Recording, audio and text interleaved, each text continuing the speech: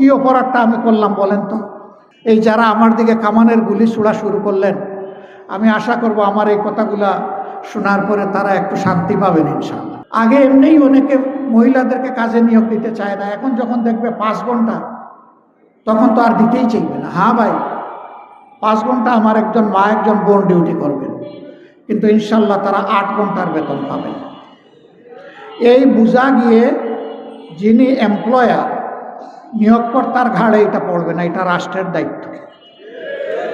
আমরা সেই ওয়েলফেয়ার রাষ্ট্র, কল্যাণ রাষ্ট্রটা করতে চাই, যা জনগণের কল্যাণে নিবেদিত হবে, যার আয় ব্যয় সব কিছু আবর্তিত হবে জনগণের কল্যাণকে কেন্দ্র করে। ইনশাআল্লাহ এই মাদেরকে এখান থেকে সম্মানিত করা হবে।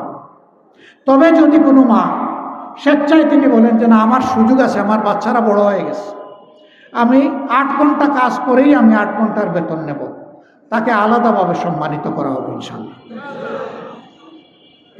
এখন বাকি যে 3 ঘন্টা থাকলো, এটা কিভাবে বসাবে? এই 3 ঘন্টার জন্য পার্ট টাইমার যারা 5 ঘন্টাও পারবে না, 8 ঘন্টাও পারবে না, এরকম অনেক মহিলা আছেন, তিনি 3 ঘন্টা পারবেন, তিনি ওই 3 ঘন্টা কাজ করবেন, তিনি 3 ঘন্টার বেনিফিট নেবেন ইনশাআল্লাহ। তাইলে একজন মানুষের জায়গায় আরেকজন মানুষ কিন্তু ফিট হয়ে গেল। অনেকে বলছে এর মাধ্যমে জব কমে যাবে, জব তো বেড়ে গেল ভাই, কমলো কোথায়? আগে একজন ছিল, এখন 2 জনের পার্টনারশিপ এখানে বিল্ড আপ হলো। এইভাবে আমরা একটা দরদি সমাজ গঠনে সক্ষম হব ইনশাআল্লাহ, যেখানে পরস্পরের প্রতি শ্রদ্ধা এবং ভালোবাসা থাকবে। আবার কারো ওই রকম সন্তান ছোট নেই, তার সংসারে এত বেশি সময় দেওয়ার দরকার নাই, কিন্তু তার প্রয়োজন আছে, তিনি ওভারটাইম করতে চান।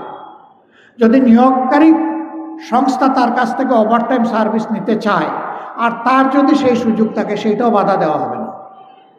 সকল দুয়ার খোলা থাকবে, যে যে অপশনে ইন করতে চাইবেন তার জন্য সেই সুযোগটা ওপেন হয়ে যাবে ইনশাআল্লাহ।